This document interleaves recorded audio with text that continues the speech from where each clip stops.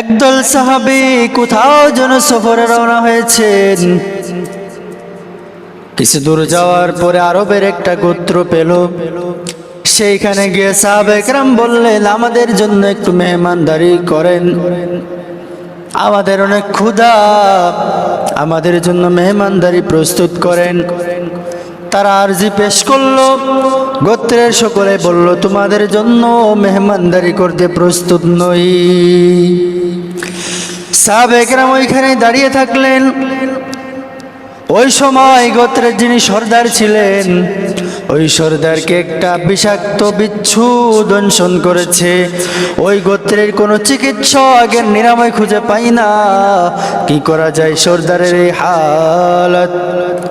এই হালত থেকে কিভাবে বাঁচানো যায়? আমাদের এখানে তো কোনো চিকিৎসক নিরাময় খুঁজে বের করতে পারে না, কোনো ওষুধে কাজ হয় না। কি করা যায়, কি করা যায়? এইভাবে তো সর্দারকে আর রাখা যায় না। একজন বলল, ভাই, ওই আমাদের মাঝে একদল মেহমান হওয়ার জন্য এসেছে, ওই যে সাহাবায়ে কেরাম, ওনাদের কাছে যাও, গিয়ে ওনাদের কাছে দেখো কোনো প্রকার নিরাময় পাওয়া যায় কিনা। তখন তারা চলে গেল। যাওয়ার পর গিয়ে বলল, আমাদের সর্দারের তো এই হালাত, তোমাদের কাছে কি কোনো প্রকার নিরাময় আছে? একজন সাহাবী চিৎকার করে বলল, আল্লাহর কসম, আমার কাছে এমন একটা ফর্মুলা আছে যার দ্বারা তোমাদের সর্দার সুস্থ হবে। তবে ফর্মুলাটা আমি দিব, তবে একটা শর্ত আছে। মাত্রই আপনাদের কাছে আমরা চেয়েছিলাম আমাদেরকে একটু মেহমানদারি করেন, কিন্তু আপনারা রাজি হন নাই, সুতরাং নিরাময়ও আমরা আপনাদেরকে দেব না।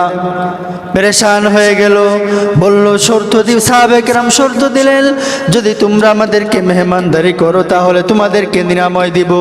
এইবার গোত্রের সকলে বলল, ঠিক আছে, তোমাদেরকে পারিশ্রমিক হিসেবে এক পাল বকরি তোমাদেরকে দিয়ে দিব। চুক্তি করেছে, পারিশ্রমিক নিয়েছে। এর নবীর উম্মতের দল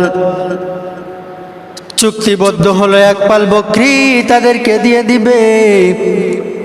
এইবার সাহাবায়ে কেরামগণ ওই যে ওয়াদা মোতাবেক বলেছে বকরি দিলে নিরাময় দিবে। কি করা যায়, কি করা যায়?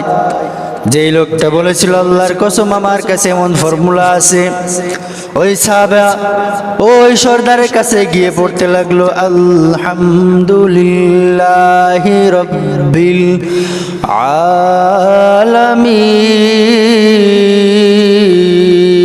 আলামিন আর রহমানির রহিম মালিকি ইয়াউমিদ্দিন ইয়্যাকা না'বুদু ওয়া ইয়্যাকা নাস্তাঈন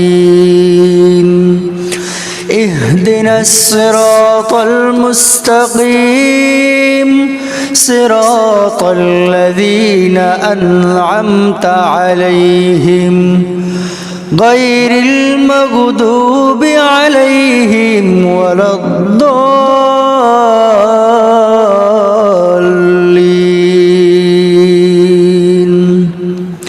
সূরাতুল ফাতিহা পড়ে বলল, আমি ঝাড়ফুঁক দিতে পারি।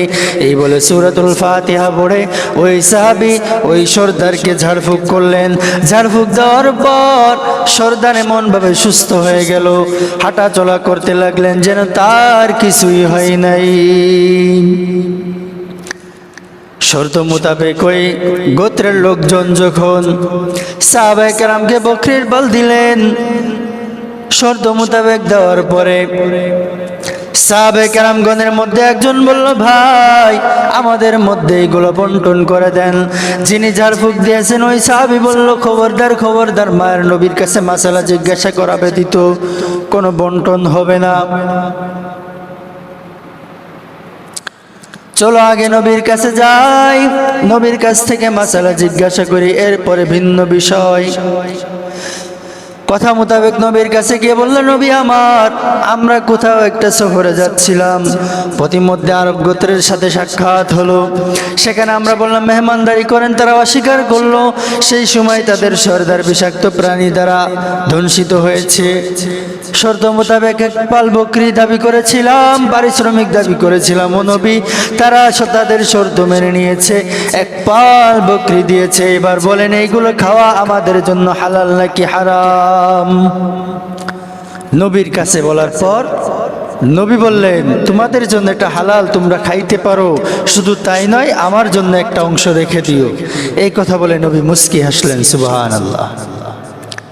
মোহতারাম হাজিরিন, এর দ্বারা বাহ্যিক দৃষ্টিকোণ থেকে আমি দুইটা জিনিস আপনাদেরকে বুঝাইতে চাই।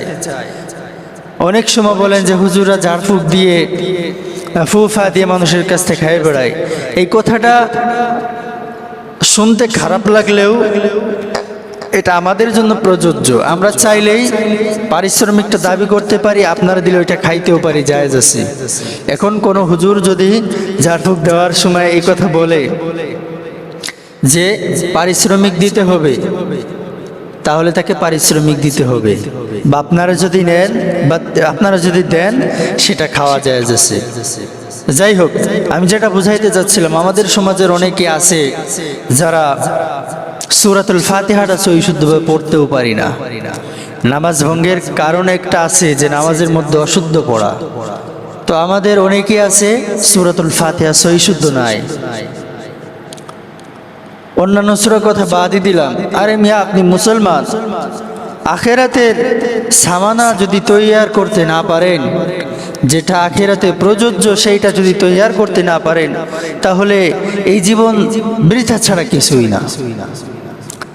এই জন্য আমাদের আগে সূরাগুলো ঠিক করতে হবে। এই মাত্র একটা ফজিলত শুনলেন যে সূরাতুল ফাতিহা হচ্ছে শিফা দানকারী সূরা। এই সূরার অনেকগুলো নাম আছে, প্রায় 10 থেকে 12টা থেকে 14টা নাম আছে। তার মধ্যে একটা হচ্ছে সূরাতুশ শাফিয়া শিফা। নবী করিম সাল্লাল্লাহু আলাইহি ওয়াসাল্লাম বলেন, এই সূরাটা রোগ নিরাময়কারী সূরা, এই সূরার দ্বারা শিফা অর্জন করা যায়। সুতরাং এই সূরা আমরা সঠিকভাবে শিখব। অনেকে জিজ্ঞাসা করেন, হুজুর আপনারা ঝাড়ফুঁক দেন কিভাবে, কি কি পড়ে দেন? তো প্রশ্ন ফাঁস করে দিই, উত্তরটা বলে দিই। সেটা হচ্ছে, বিশেষ করে আমি প্রথমে কয়েকবার, আমি আপনাদেরকে বলছি এইভাবে আমলটা করতে পারেন। প্রথমে কয়েকবার দুরূদ শরীফ, এরপর 7 বার সূরাতুল ফাতিহা পাঠ করবেন, এরপর আবার কয়েকবার দুরূদ শরীফ পাঠ করে ঝাড়ফুঁক দিবেন। ইয়াকিনের সাথে আল্লাহ তাআলা অবশ্যই শিফা দান করবে। সুবহানাল্লাহ।